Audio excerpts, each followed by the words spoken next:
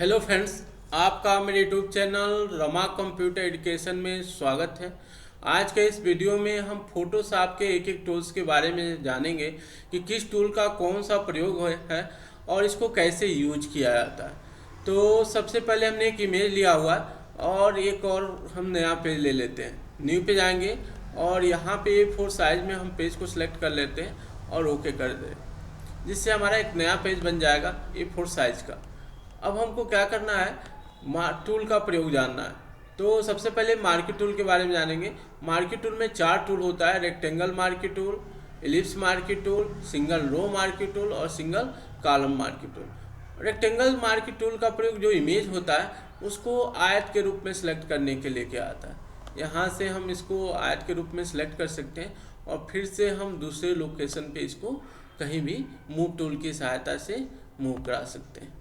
अगला है ellipse marquee tool. जो इमेज है इसको हम दीर्घवृत्त या गोले के रूप में सिलेक्ट कर सकते हैं।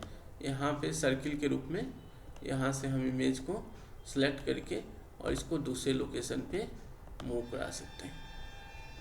अगला है सिंगल रो मार्की टूल। इसका प्रयोग करके जो इमेज है इसको हम एक पंक्ति के रूप में सिलेक्ट कर सकते हैं।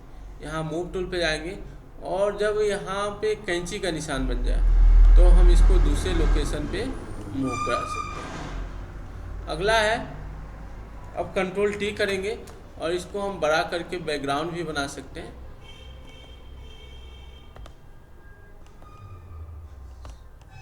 अप्लाई करेंगे, ये बैकग्राउंड के रूप में सेट हो जाएगा। अगला है सिंगल कॉलम मार्की टूल। ये इमेज जो है इसको हम केवल एक कॉलम के रूप में सिलेक्ट कर सकते हैं और एक कॉलम को सिलेक्ट करके हम दूसरे लोकेशन पे इसको मूव करा सकते हैं। जब ये निशान कैंची का निशान में बन जाए तो हम इसको दूसरे लोकेशन में मूव करा लेंगे और फिर से कंट्रोल T करके इसको भी हम बैकग्राउंड के रूप में किसी इमेज के लिए बैकग्राउंड के रूप में सेट कर सकते हैं।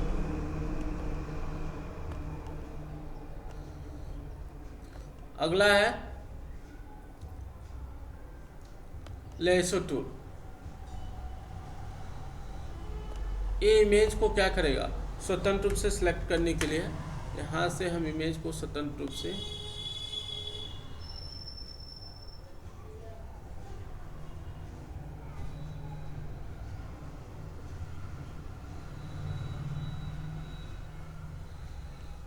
सिलेक्ट कर सकते हैं और इसको हम दूसरे लोकेशन पे मूव करा सकते हैं। अब है पॉलीगॉन लेसो टूल। पॉलीगॉन क्या होता है, सिलेक्ट करने के लिए सबसे अच्छा टूल होता है और यहाँ से हम किसी भी इमेज को बहुत आसानी से बारीकी से उसको सिलेक्ट कर सकते हैं, क्योंकि जब तक हम क्लिक नहीं करेंगे इसको हम मूव करा सकते हैं।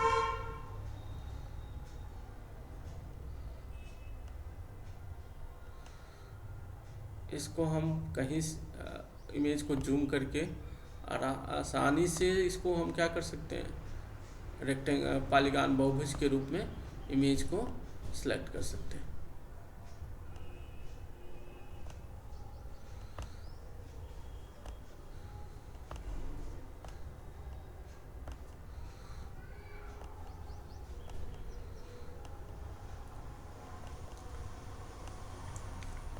इस इमेज को सिलेक्ट करने के बाद हम उसको दूसरे लोकेशन पे भी मूव करा सकते हैं। यहाँ से हम जाएंगे और जहाँ से हम पॉइंट को चालू करेंगे उसी पॉइंट पे हम उस पॉइंट को समाप्त करेंगे। अब इसको हम आसानी से दूसरे लोकेशन पे मूव करा सकते हैं सिलेक्ट। अगला है आपका magnetic lasso tool. Magnetic lasso tool क्या होता है, इमेज को इमेज के अनुसार यानी मैग्नेट की तरह, चुंबक की तरह, ये थोड़ा अगर हम ऊपर से भी मूव कराते हैं तो उसको ये सिलेक्ट कर लेता है। कंट्रोल D करेंगे तो सिलेक्ट आउटलाइन हट जाएगी और इसको हम चुंबक की तरह इमेज को सिलेक्ट करा सकते हैं। अगर एक कलर से मैच करता फिगर है तो ये टूल बहुत आसानी से इमेज को क्या कर सकता है, सिलेक्ट कर सकता है। लेकिन कई बार ये जो हम पॉइंट इधर उधर मूव कर, देखिए यहाँ पे ये अपने आप आगे की तरफ मूव हो रहा है, तो यहाँ पे हमको बार बार क्लिक करने की आवश्यकता पड़ेगी। तो इस तरह हम इमेज को आसानी से जल्दी से सिलेक्ट करके दूसरे लोकेशन पे मूव करा सकते हैं।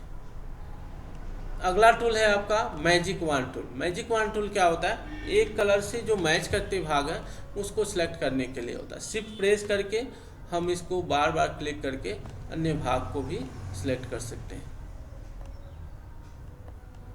और इस इमेज का आसानी से बैकग्राउंड चेंज कर सकते हैं। अभी हम इसका बैकग्राउंड चेंज करके आपको दिखा रहे हैं।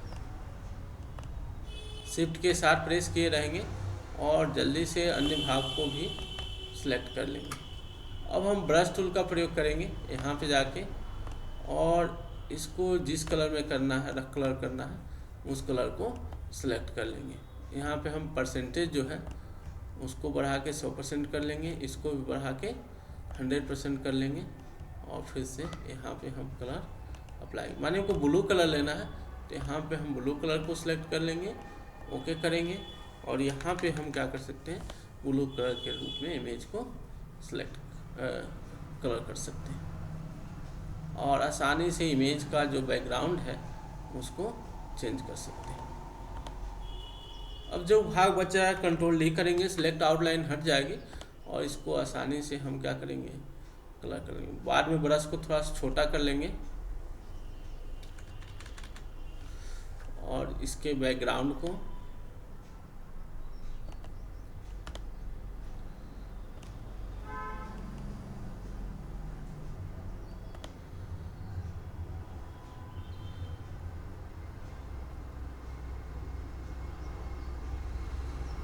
देखिए, जो इमेज है इसका बैकग्राउंड चेंज हो गया।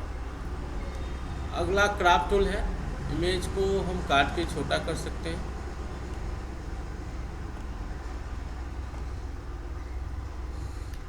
स्लाइस टूल है, स्लाइस टूल का प्रयोग क्या होता है, जो इमेज है इस पर एक हम स्लाइस लाइन बना सकते हैं और इससे एक फ़ायदा क्या होता है कि जब हम इमेज को सिलेक्ट करते हैं तो हमें सिलेक्ट करने में थोड़ी सी आसानी होती है।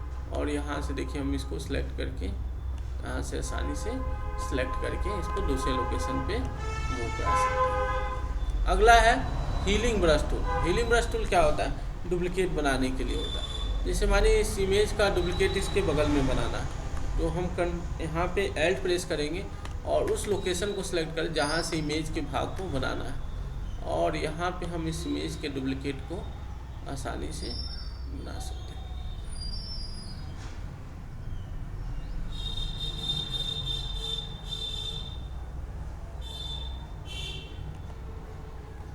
कंट्रोल डी करेंगे सिलेक्ट आउटलाइन हटाने के लिए। देखिए एकदम हूबहू इमेज जो है उसका एक यहाँ पे डुप्लीकेट बन गया, लेकिन बाद में इसका कलर थोड़ा सा डिस्कलर हो जाएगा, यानी ब्लर हो जाएगा, हल्का सा धुंधला हो जाएगा। इसमें एक और टूल है पैच टूल, जिसका प्रयोग करके हम इमेज के किसी भाग को किसी भी लोकेशन में बना सकते हैं। जैसे मानिए यहाँ पे हमको इसका नाक बनाना है तो हम क्या करेंगे, एल प्रेस करेंगे, यहाँ पे जाएंगे, पैच टूल पे क्लिक करेंगे और उस भाग को सिलेक्ट कर लेंगे जहाँ पे हमें इमेज के किसी भाग को बनाना है और फिर से उसको जहाँ जिस लोकेशन पे मूव कराएंगे वो भाग वहाँ पे बन जाएगा। देखिए, तो ये पैच टूल का प्रयोग होता है। अगला brush tool. Brush tool colour करने के लिए होता है। पेंसिल टूल भी आपका कलर करने के लिए होता है, इससे भी इमेज को हम कलर कर सकते हैं।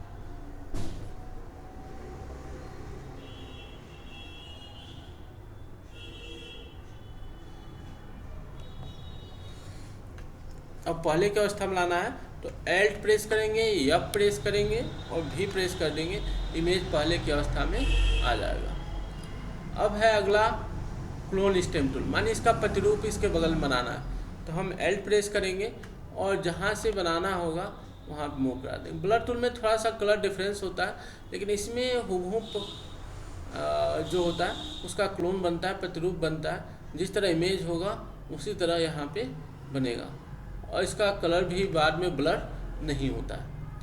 अगला है पैटर्न स्टेम टूल। इसके इमेज के चारों तरफ माने हमको किसी पैटर्न का बनाना है तो यहाँ से हम पैटर्न में चाहे तो हम इमेज भी ले सकते हैं। यहाँ पे जाएंगे और जिस इमेज को हमको पैटर्न के रूप में लेना, माने इस इमेज को पैटर्न के रूप में लेना, तो हम एडिट में जाएंगे और डिफाइन पैटर्न करके इसका एक नाम दे देंगे, जो भी नाम हो, और ओके कर देंगे।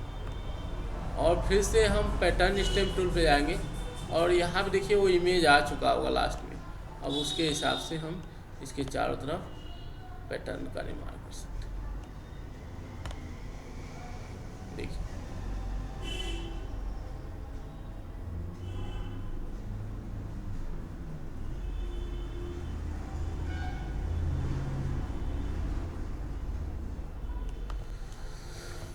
अगला है history brush tool. History brush tool का प्रयोग करके जो भी हमने परिवर्तन किया, इसमें दो होता है, हिस्ट्री ब्रश टूल और art history. History brush tool का प्रयोग करके जो इमेज है उसको हम पहले की अवस्था में ला सकते हैं, यानी जितना भी हमने परिवर्तन किया है उसको हम समाप्त कर सकते हैं। और हिस्ट्री ब्रश करेंगे आर्ट हिस्ट्री टूल, तो ये लिक्विफाई स्टेट में कन्वर्ट हो जाएगा और इसको हम धुंधला बना के इस इमेज के जो प्रतिरूप है इसको समाप्त कर सकते हैं। तो आगे का जो टूल है वो नेक्स्ट वीडियो में बनाएंगे, क्योंकि वीडियो लंबा हो रहा है। तो अगर आपको ये वीडियो अच्छा लगा हो तो लाइक करें, शेयर करें और सब्सक्राइब करें। धन्यवाद।